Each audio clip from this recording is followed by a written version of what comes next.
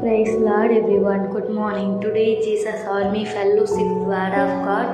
யோவான் 4:23 உண்மையாய் தொழுது கொள்கிறவர்கள் பிதாவை ஆவியோடும் உண்மையோடும் தொழுது கொள்ளும் காலம் வரும், அது இப்பொழுதே வந்திருக்கிறது. தம்மை தொழுது கொள்கிறவர்கள் இப்படிப்பட்டவர்களாய் இருக்கும்படி பிதாவானவர் விரும்புகிறார்.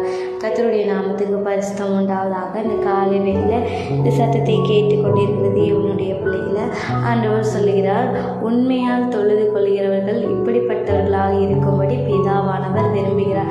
நம்ம எப்படிப்பட்டவர்களாக இருக்கிறோம்? ஆவியோடு உண்மையோடும் தொழுது கொள்ள வேண்டும், முழு மனதோடும் முழு ஆத்மாவோடும் தொழுது கொள்ள வேண்டும்னு ஆண்டவர் விரும்புகிறார். அது மட்டும் இல்லாமல் கொஞ்சத்தில் உண்மையாக இருந்தால் உன்னை அநேகத்தில் அதிகாரியாக வைப்பேன்னு சொல்கிறார். நம்ம யோசிப்போட வாழ்க்கையில் கூட பார்த்தோம், ஆண்டவருக்கு உண்மையாக இருந்ததுனால தான் அவன் அவ்வளோ பெரிய அதிகாரியாக மாற முடிந்தது.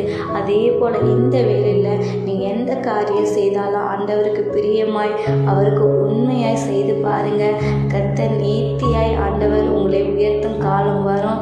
அது இப்பொழுதே தோன்றும். இந்த காலை வேளையில் இந்த வார்த்தையை கொண்டு உங்களை யாவரையும் ஆசீர்வதிப்பாராக. ஆமீன். God bless you.